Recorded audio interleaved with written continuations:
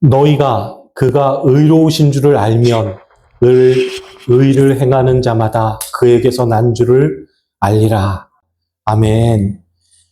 여러분, 우리 지난 시간에요, 그의 안에 거하라는 제목으로 24절부터 28절까지의 말씀을 살펴보았습니다. 그 본문들에서 열쇠가 되는 단어인 그 메노, 즉 거하다라는 단어가 3번 반복된 24절에서는 처음부터 들은 것이라고 표현이 된 그 사도적인 복음을 너희 안에 거하게 하라는 그런 명령을 순종하는 것, 그게 결국 아들과 아버지 안에 거하는 복과 연결된다는 점을 강조한 문장이라 그랬습니다. 24절이요. 그리고 그러한 복은 주님에게서 받은 기름 부음, 즉 성령을 받았기 때문이라는 것. 그리고 결국 주님 안에 거한다는 것은 성령과 말씀 안에 거하는 것과 동일한 의미라는 결론까지 우리가 얻을 수 있었습니다. 그리고 마지막 28절에서는 그렇게 그의 안에 거하는 것이요, 성도들 모두가 고대하는 그 주님의 재림의 때에 주님 앞에서 부끄럽지 않게 하려는 것이라는 걸 알게 되었어요. 주님의 재림은 마지막 심판을 위해 오시는 거예요. 지금은 누가 누구인지 헷갈리지만 그때 주님이 다시 오시는 때가 되면 주님께서 양과 염소를 가르시는 거예요. 마태복음을 한번 보겠습니다. 25장 31절부터 33절까지 같이 봅니다. 인자가 자기 영광으로 모든 천사와 함께 올 때에 자기 영광의 보좌에 앉으리니 모든 민족을 그 앞에 모으고 각각 구분하기를 목자가 양과 염소를 구분하는 것 같이 하여 양은 그 오른편에 염소는 왼편에 두리라. 재림주 되시는 우리 주님, 재림주는 심판주로 오시는 거란 말이에요. 심판주로. 우리 모두는 좌우로 분명하게 구분되어 가지고 갈라지는 거예요. 왜요? 하나님의 백성과 아닌 자를 그렇게 나누셔서 백성으로 판별된 자에게는 영생의 복을 내리시고 백성 아닌 자들은 영벌을 내리시는 거예요. 28절에서 그래가지고 우리로 담대함을 얻어 그 앞에서 부끄럽지 않게 한다는 그것은 영벌을 받는 심판의 대상이 아니라 아들과 아버지와의 그 코이노니아의 관계가 영원히 지속되게 한다는 의미인 것입니다. 그의 안에 거하였던 사람들은요, 주님 오시기까지 그 코이노니아 속에 있었잖아요. 주님 오시기 전까지 이미 코이노니아 속에 있었잖아요. 그의 안에 거하였던 사람들, 아들과 아버지와 사귀고 있었단 말이에요. 그러니까 그 무서운 심판의 와중에서도요, 담대함을 얻고 부끄럽지 않은 거예요. 부끄럽지 않다는 건 어색하지 않다는 거예요. 계속 사귐이 있었으니까 어색하지 않는 거예요. 스스럼 없는 관계란 말입니다. 하나님의 말씀도 모르고 기름 부음에 받은 적도 없어서 성령의 내주도 없는 사람은요, 그게 안 된단 말이에요. 그러니까 우리는 이 땅에서 말이죠, 그 코이노니아를 경험하지 못하면요, 안 되는 거예요. 그럼 심판주 오실 때에 그 앞에서 외면당하고 쫓겨나는 겁니다. 아는 사이가 아니기 때문이라는 거예요. 나는 너를 모른다 하신다고요. 여러분, 그 주님과의 코이노니아, 그 사귐과 교제의 삶이 뭐예요? 그건 주님처럼의 삶을 말하는 거예요. 주님처럼의 삶.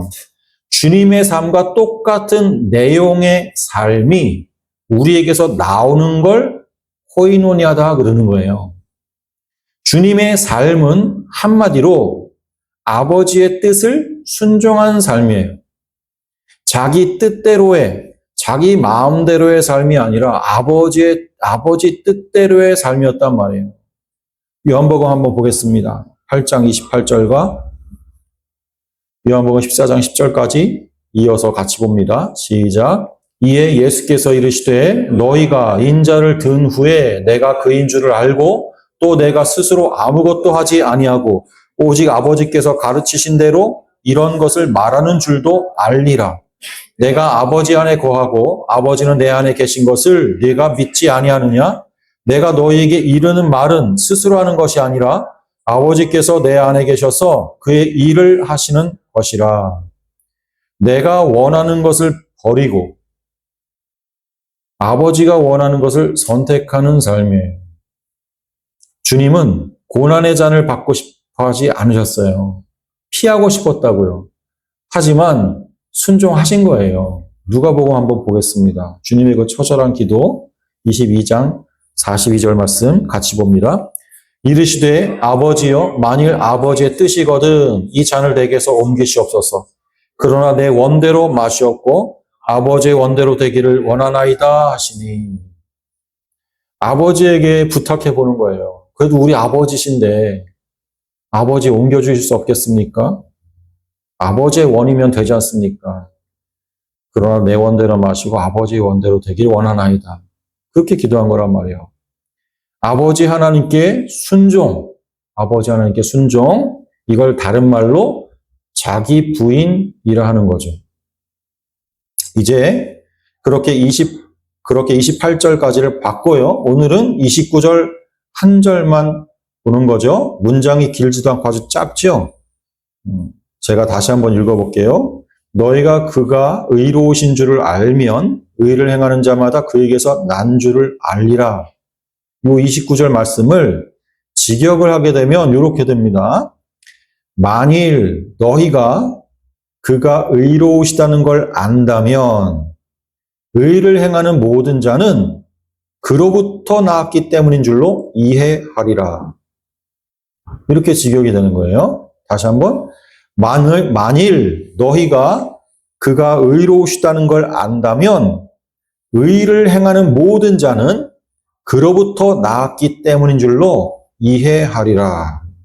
여기서 그는 예수 그리스도를 가리키는 대명사입니다. 이 문장에서 가장 중요한 단어는요, 물론 의입니다. 의.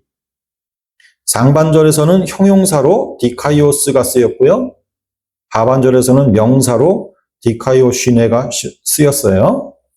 우리는 성경을 배우면 배워갈수록 말이죠. 이 말의 참 뜻을 분별하게 되는 거예요. 세상으로부터 왜곡된 가르침을 받고서 왜곡된 말을 사용하다가 성경을 통해서 하나님의 말씀이 성경을 통해서 비로소 하나님께서 주신 그 원래 말의 의미를 알게 되는 거죠. 우리는 의 그러면 이 저스티스 그래가지고 도덕적이고 윤리적인 측면을 떠올리거든요. 하지만 성경을 통해서 배우게 되는 이 의는 세상에서 쓰는 의미와 차이가 있습니다. 그걸 분명하게 알고 있어야 되는 거예요. 우리는 하나님의 말씀으로 사는 사람들이기 때문에 의의 성경적인 뜻으로 재해석해야 된단 말이에요. 형용사 이 디카이오스는요, 그가 의로우신 줄을 알면, 여기 나오는 이 디카이오스는 보니까 예수 그리스도에게 쓰인 형용사입니다. 예수 그리스도에게 쓰인 형용사. 자, 이 세상에는요, 의인이 있습니까? 없습니까? 로마서 3장 10절에 보니까 기록된 바 의인은 없나니 하나도 없으며 그랬어요. 우리 생각에 의인이 하나도 없을 수가 있나? 그런 생각이 드는데 성경은 그렇게 말한단 말이에요. 우리와 같은 그런 생각하는 사람이 과거에 있었죠. 누구였어요? 아브라함도 그랬잖아요. 설마 저 큰 성읍에 의인이 10명이 없을까? 응? 그렇게 생각했단 말이에요. 근데 성경은요, 아주 단호하게 의인은 없나니 하나도 없으며 그랬어요. 하나도 없으며. 사람 가운데에는 의로운 사람은 하나도 없다는 게 성경의 시각입니다. 성경의 시각. 자, 의인의 반대말은요, 죄인이거든요. 죄인. 그래서 3장 23절로 또 내려가서 보면 로마서 모든 사람이 죄를 범하였음에 하나님의 영광에 이르지 못하더니 또 그러는 거예요. 그런데 생각해 보면 사람을 가리켜서 의인이라고 한 곳이 사실 있잖아요, 성경에. 의인이라고 칭함받았던 사람들. 한번 찾아보죠. 창세기 6장 9절 같이 읽습니다. 시작. 이것이 노아의 조건이라 노아는 의인이요 당대의 완전한 자라 그는 하나님과 동행하였으며, 또 15장 6절에도 아브라함이 여호와를 믿으니 여호와께서 이를 그의 의로 여기시고 그랬어요. 예? 창세기 6장의 그 노아는요, 의인이요 또 당대의 완전한 자라 그는 하나님과 동행하였으며 그랬지만 9장에 가서 보면요, 홍수 후에 방주에서 나온 그 노아가 아들들에게 술 취해가지고 벌거벗은 모습을 보였어요.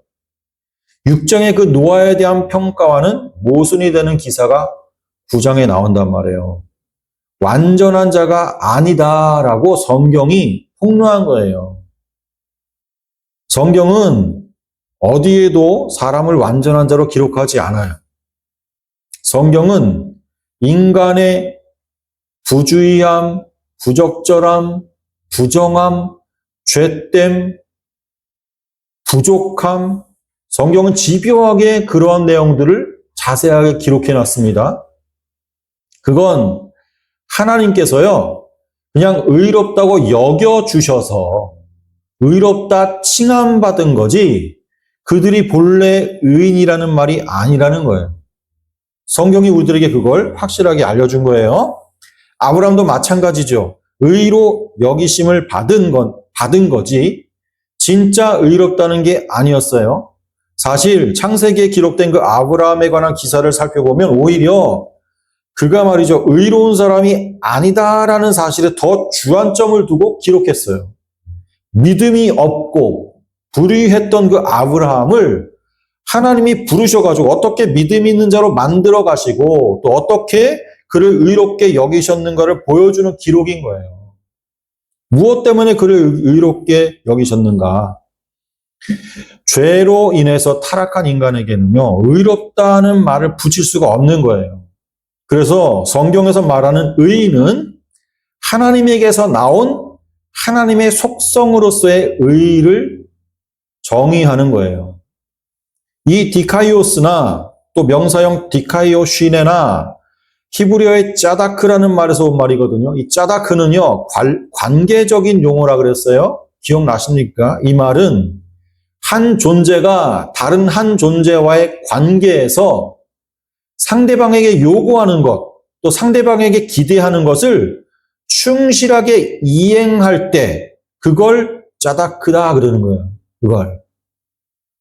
이 짜다크가 부모라는 존재와 자식이라는 존재 사이에서 사용될 때에는 부모로서 자식을 사랑하고 보호하며 또 아낌없이 사랑할 때, 그것을 가리켜서 아낌없이 희생할 때 그것을 가리켜서 의롭다 하는 거고, 부모가 의롭다. 자식은 그러한 부모에게 순종하고 거역하지 않을 때 그걸 가리켜서 의롭다 하는 거예요. 그런데 곰곰이 생각해 보십시오, 여러분. 이 세상의 그 어느 부모가 자녀들의 기대치를 충족시켜 주나요? 자기 딴에는 사랑을 하느라고 하는데도요, 때로는 능력이 부족해서, 그리고 손이 닿지 못하고 또 적당한 기회를 놓치기도 하면서 자녀에게 마음과는 다르게 점점 실망을 안겨준단 말이에요. 사랑이 필요할 때 무관심하기도 했고 도를 넘는 관심으로 오히려 부담을 주기도 하는 게 부모란 말이에요. 그뿐인가요? 자기 감정을 조절하지 못해서 해서는 안 되는 말과 행동으로 오히려 상처를 주면서, 그래서 나중에는 자녀들이 가장 독립하고 싶은 존재로 그렇게 멀어져만 가는 부모가 되어가기 일쑤인 거예요. 우리가 살아가면서 경험하는 부모와 자식과의 관계가 그렇단 말이에요. 자녀도 마찬가지예요. 어릴 때는 그래도 빈번하게 순종하는 듯 하다가 어느 시기를 지나고 나면 자기 생각을 앞세우면서 반항하고 대드는 일도 생겨나는 거예요. 불완전한 존재인 인간은 그래서 의인이 될 수가 없어요. 처음의 마음을 나중까지 가져갈 수도 없고 마음같이 몸이 움직일 수도 없는 게 인간이기 때문에. 그래서 사람들 사이에 붙여진 그 의인이라는 수식어는요, 우리들 수준에서 그저 부분적으로 과대평가시킨 그런 상대적인 의인에 불과한 거예요. 그건 가짜 의입니다. 반쪽짜리고요. 진짜 의의 유사품인 거죠. 하나님과 사람과의 관계에서도요, 요구되는 의의가 있습니다. 그 의의라는 것은 하나님은 창조주 자리에, 그리고 사람은 피조물 자리에 있는 것, 그렇게 정의할 수가 있어요. 하나님은 창조주로서 피조물을 사랑하면서 그의 필요를 공급하는 것이 하나님의 의예요. 하나님 쪽의 의무. 그리고 사람은 피조물로서 창조주 하나님께 절대 의존적으로 순종하는 것, 그게 사람 쪽에서의 의인 거예요. 의롭지 않음을 죄다 그러거든요. 이게 하마르티아잖아요. 하마르티아. 관역을 벗어나는 거예요. 피조물인 인간은 자존의 능력이 없어요. 스스로 존재할 수 있는 능력이 없다고. 창조주로부터 공급이 이렇게 딱 끊기면 죽을 수밖에 없는 거예요. 그게 피조물의 존재 상태예요. 첫사람 아담이 선악과를 따먹고서 죄를 지은 건 그 내용을 들여다보면요. 피조물의 자리를 이탈해가지고 스스로를 하나님처럼 여기게 되었다는 거예요. 그러자 죽게 된 거죠. 그런데 하나님은 의로우신 분이죠. 끝까지 그 의의를 가져가시는 거예요. 왜요? 하나님은 어제나 오늘이나 영원토록 변함이 없으십니다. 피조물의 의무를 저버린 사람을 위하여서, 그 아담을 위해서 하나님은 창조주로서의 의무를 여전히 이행하십니다. 하나님 독생자를 내어주시고 대신 죽게 하셔서 피조물을 사랑하시고 범죄한 피조물이 가장 필요로 하는 것, 그 생명을 안겨주시는 거예요. 그걸 아는 것이 오늘 본문 상반절, 만일 너희가 그가 의로우시다는 걸 안다면, 이 내용인 거예요. 하나님은 예수 그리스도를 보내셔서 당신의 의무를 변함없이 이행하신 거예요. 그래서 하나님은 의로우신 분인 거예요. 그리고 오늘 본문 하반절은 기쁜 소식을 기록하고 있거든요. 의를 행하는 모든 자는 그로부터 나왔기 때문인 줄로 이해하리라. 자, 의를 행하는 자들이 있다는 거죠. 의를 행하는 자들. 의인이 하나도 없는데 어떻게 의를 행하냐고요. 그러니까 놀랍고도 기쁜 소식인 거예요, 이게. 그리고 그 의를 행하는 모든 자들은 그로부터, 즉 그리스도로부터 나왔기 때문이다 그래요. 의인은 없나니 하나도 없다 그랬는데 의를 행하는 자들이 있다면 그것은 그리스도로부터 출산되었기 때문이라는 거예요. 없었다가 태어난 거예요. 없었다가 태어난 거라고요. 그러면 이 의를 행하는 자, 어떤 사람을 말하는 건가요? 도대체 의를 행한다는 게 뭐예요? 우리가 앞에서 이 의라는 것은 도덕적이고 윤리적인 면이 아니라 그랬어요. 그건 성경적인 의미에서의 의가 아니라 그랬단 말이에요. 그건 상대적인 의, 그냥 세상에서 가치 있다 이러면서 가르친 세상 수준의 의이고 진짜 의의 유사품일 뿐이라 그랬단 말이에요. 하나님은 그런 유사품에는요, 눈길조차 주지 않아요. 관심이 없어요, 그런 의는. 그러니까 우리가 착한 일 많이 하고, 뭐 누구를 도와주고 이런 것에 대해서 하나님은 애시당초 관심이 없어요. 그 속에 하나님이 없으면 하나님은 그게 눈에 안 들어오는 거예요. 그 속에 하나님이 보내신 성령님이 내주하는 존재가 아니면 하나님 그냥 눈 밖이에요. 죄를 지은 피조물에게 하나님이 요구하시는 것은 뭘 기대하시냐? 그건 자신의 피조물됨을 인정을 하고 자복해서 하나님이 마련하신 그 예수 그리스도라는 의의 옷을 입는 거예요. 그것은 이미 자기가 지어 입었던 무화과 잎으로 만든 그 치마의 효용성을 부정하는 거죠. 내가 치렁치렁 입었던, 나를 가리기 위해서 또는 나를 꾸미기 위해서 입었던 이 모든 것들 다 헛된 거구나. 그걸 먼저 부정해야 되는 거죠. 하나님의 은혜로 부어진 예수 그리스도 이외에 스스로 그렇게 겹겹이 껴입고 있던 자기 의의 옷을 무가치하다고 시인하는 것입니다. 하나님은 그걸 원하시는 거예요. 우리가 요한서신에서 의를 행하는 것은 빛이신 하나님 앞에서 자신의 허물과 죄가 드러날 때 외면하지 말고 시인하는 거라는 걸 배웠어요. 그렇죠? 여러분 이 개념이 떠나시면 안 됩니다. 여러분 생각 속에서. 바로 그것이 창조주 앞에서 피조물됨을 인정하고 피조물의 자리로 내려앉는 모습입니다. 그것이 피조물의 의무를 이행하는 거란 말이에요. 그것이 또한 오늘 성경 본문의 제목, 의를 행하는 자의 모습입니다. 의를 행하는 자의 모습. 자, 그런 우리는 도덕적인 삶 또는 다른 사람들에게 존경받을 만한 삶은 그냥 제끼고 사는 것이냐? 천만에요. 성령님께서 들어온 그 사람들의 삶은 무슨 일을 하든지 그건 하나님께서 지켜보신다니까요. 하나님은 그 속에 성령님이 있는가 없는가를 보신단 말이에요. 그러면 그 성령님이 있는 그 사람의 삶 가운데서 일어나는 모든 일들은 하나님께서 주의 깊게 지켜보십니다. 그리고 내 속에 성령님께서 착한 일을 행하려고 하실 때, 때로는 그것이 다른 사람들을 위한 주거짐의 모습일 수 있고, 때로는 그것이 나의 재산을 털어서 없는 사람들을 먹이는 모습일 수도 있고, 때로는 그것이 어지러운 나라를 위해서 자기 한 몸을 희생하기에 불끈 일어서는 모습일 수도 있는 거예요. 그거 우리가 예측할 수 없어요. 성령님께서 우리를 어떤 방향으로 이끌어 가실지 아무도 모른다. 중요한 건 그 속에 성령님을 받은 일, 하나님은 보신다는 거예요.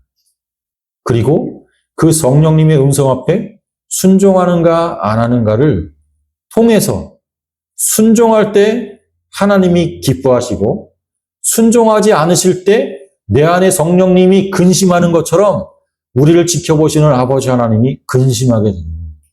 그러면 우리의 마음도 함께 근심해요. 그러면 불행해요. 이 세상에서의 삶이, 이 땅에서의 삶이. 성령님께 순종하지 못하면 불행하다니까요.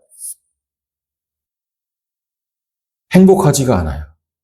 그러나 성령님께 순종하는 삶은 비록 내가 힘겹게 모아두었던 걸 다 터는 일이 생겨도요, 기쁘다니까요.